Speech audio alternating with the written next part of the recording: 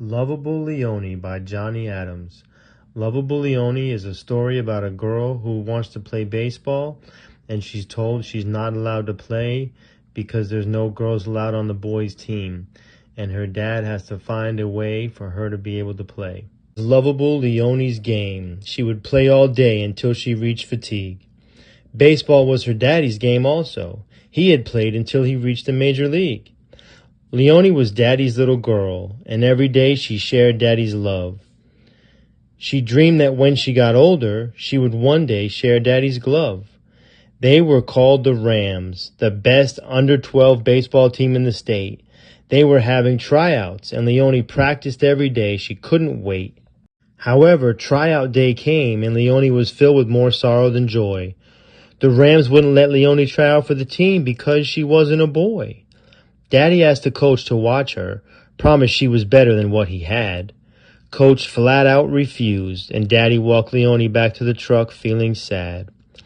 When they got back to the truck, Daddy dried her tears and said, "Don't you weep.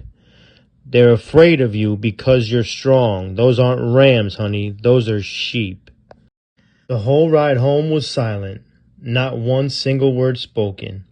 Daddy was in pain because he knew Leoni's heart was broken.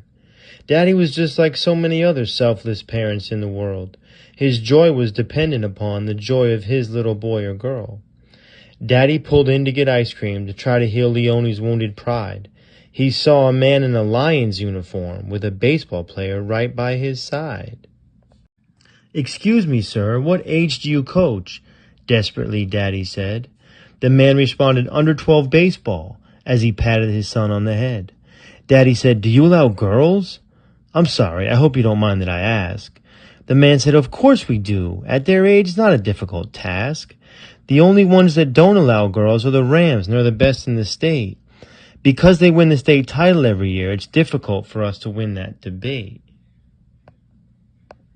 Daddy and the coach made a deal, and the Lions would be Leoni's team. Practice started the following week, and they would fulfill Leoni's dream. The season started, and Leoni was great. She was batting second and playing third base. She was having the time of her life, and constant was the smile on her face. The season rolled along, and the Lions were now a dangerous force. The Lions and the Rams looked like they were on a collision course. The state championship was arriving, and those two teams would soon meet. Who would celebrate victory? Who would suffer defeat? The Rams were all talking at school, saying that Leoni was lame. Leoni's only response was, "I'll speak to you after the game." It came down to the wire, bottom of the ninth inning. The score was 4-3, and the Rams were winning. The first two Lions batters got out, but the next batter hit a double. Lovable Leoni was coming to bat, and the Rams all sensed this meant trouble. The pitcher alternated balls and strikes until the count was 3-2. Lovable Leoni now had a full count. Was she really going to come through? Leoni drove the next pitch deep, and the left fielder gave chase. The ball was still high in the air when Leoni rounded first base. The left fielder was at the warning track. He jumped but couldn't catch it. Home run! Leoni rounded third and touched home plate. 5-4, the Lions had won. Daddy jumped and screamed. The Lions' parents danced and shouted. Leoni and her teammates all celebrated, and the Rams, well, they all pouted.